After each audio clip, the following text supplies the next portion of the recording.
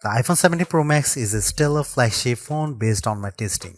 You get a more powerful zoom camera, better sustained performance, and the longest iPhone battery life ever, a head-turning design.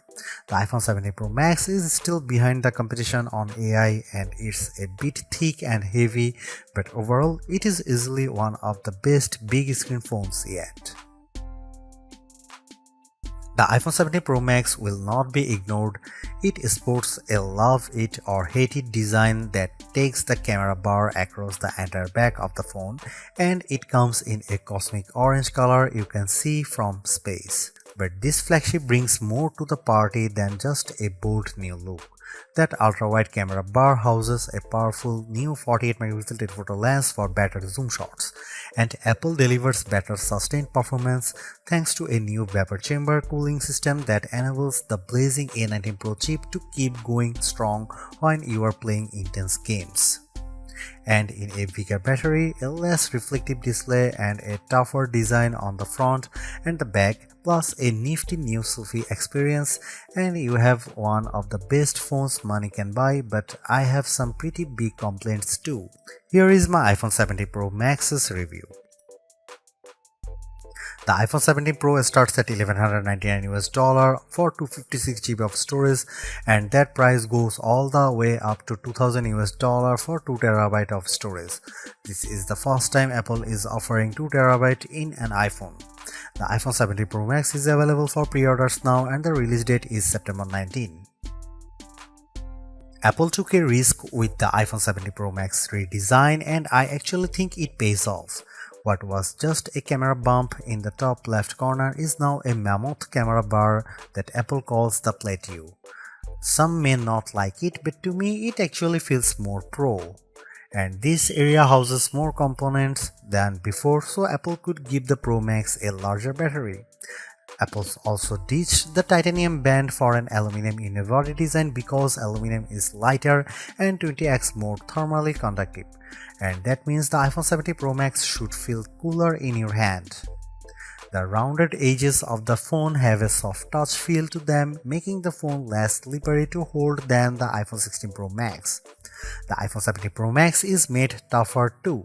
The 6.9-inch display is protected by Ceramic Shield 2, which has 3x better scratch resistance, and there is Ceramic Shield on the back that's 4x more resistant to crack than the previous glass.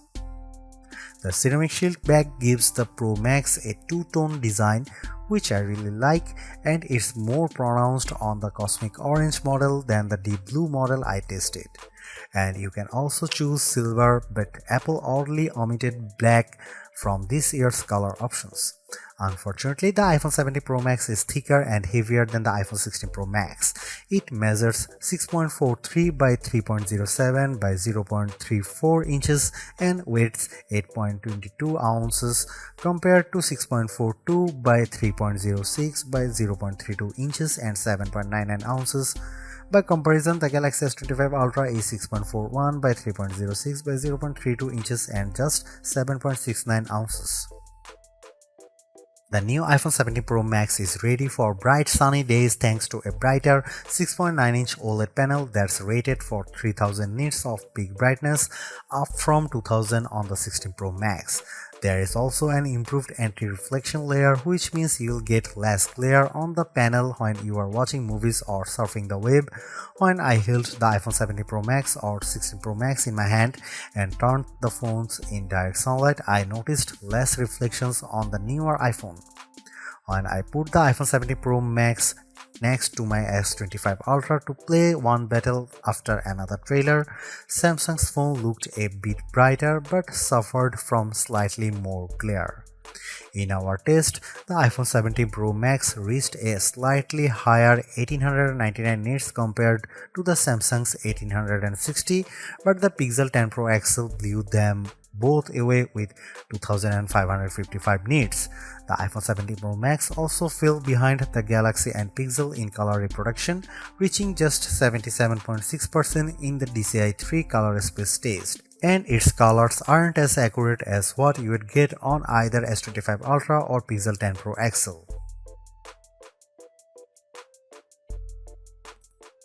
The iPhone 17 Pro Max is now a triple threat with three 48 megapixel cameras including a telephoto zoom with a sensor that's 56% larger that can deliver up to 8x optical quality zoom, and you get an 18 megapixel center stage front camera that can do a very neat trick.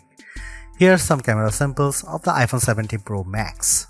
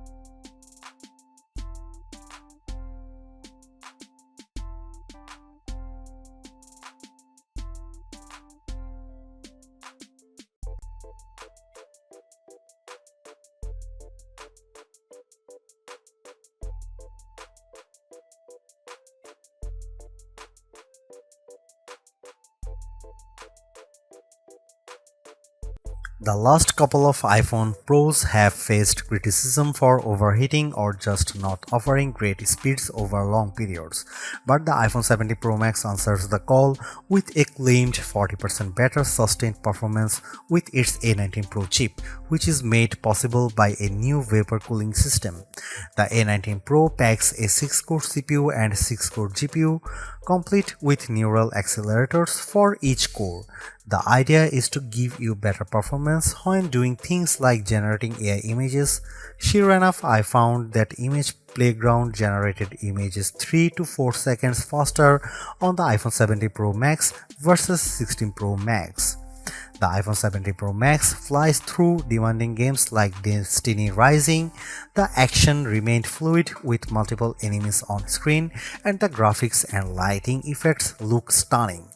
On Geekbench, which measures overall performance, the iPhone 17 Pro Max beat the Samsung Galaxy S25 Ultra on the single and multi-core portions of the test.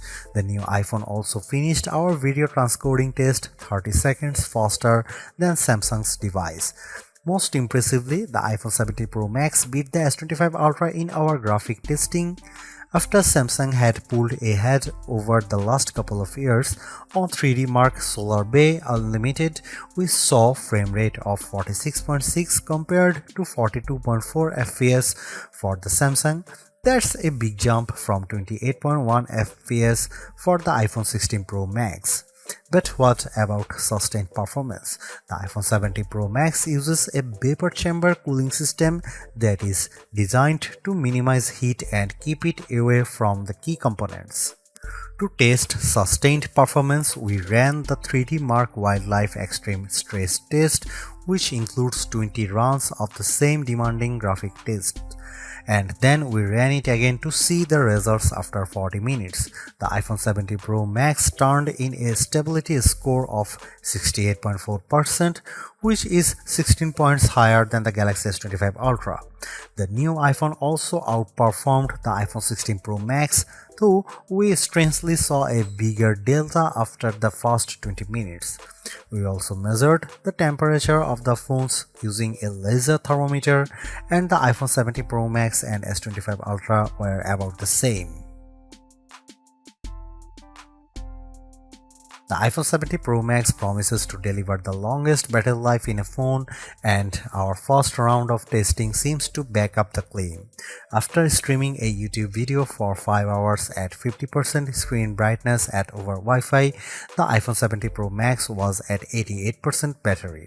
That's better than the iPhone 16 Pro 80% and the way better than the Galaxy S25 Ultra, which was 75%. On our battery test, which involves web surfing at 150 nits of screen brightness, the iPhone 17 Pro Max lasted an epic 17 hours and 54 minutes. That's the longest lasting iPhone we have ever tested and puts Apple near the top of our best phone battery life list. It also beats the iPhone 16 Pro Max's 14 hours and 17 minutes as well as the Galaxy S25 Ultra's 14 hours and 27 minutes in the same conditions. The iPhone 17 Pro Max is rated to get 50% charge in 20 minutes with Apple's new 40-watt charger, and in our testing we did see an improvement. The phone got 64% in 30 minutes, better than the 55% for the iPhone 16 Pro Max. The wireless charging speeds via MagSafe remain at the same at 25 watt with a 30-watt adapter. At iOS 26, Apple's new software update has plenty of upgrades including a sleek liquid glass design, but I am more impressed with features that make your life easier, such as call screening and hold assist in the phone app. I also like that iOS 26 is more personal. You can set custom backgrounds in the Message app as well as send polls to family and friends. In terms of Apple Intelligence, Visual Intelligence gets an upgrade as you can now ask questions about whatever's on your screen. You can either search via Google or ask questions via ChatGPT. However, Apple is behind Gemini Live here as Google's AI can analyze your screen live and you can ask Google's Assistant questions in real time. With Apple, you have to take a screenshot first and Siri doesn't answer you, ChatGPT does via text. There is other noteworthy Apple Intelligence upgrades including live translation in Messages, Phone and FaceTime, smarter shortcuts and a more capable image playground now with better support for expressions and better ChatGPT integration. Overall, though, without the new full-fledged Siri on board, which is not coming until 2026, the iPhone 17 Pro Max lacks the true wow AI feature. Some good examples are cross-app actions on the S25 Ultra and being able to make edits or photos using just your voice on the Pixel 10 series. The iPhone 17 Pro Max is the phone to get it if you love iOS and you want a big screen and the longest battery life possible. The iPhone 17 Pro is also great too if you prefer a design that's more compact.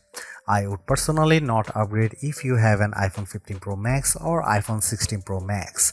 The enhancements aren't compelling enough, but if you are coming from an older iPhone 14 Pro Max, I could definitely recommend stepping up to the new iPhone.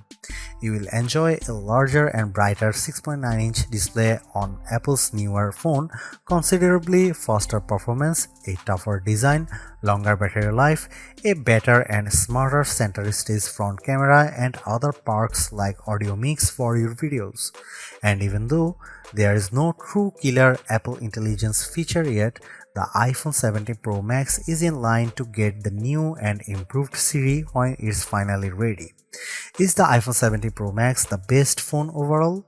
I would argue that the Galaxy S25 Ultra is better in some ways, including its AI features and zoom cameras, but if you are in the Apple ecosystem, the iPhone 17 Pro Max will make you happy, extra large camera bar and all.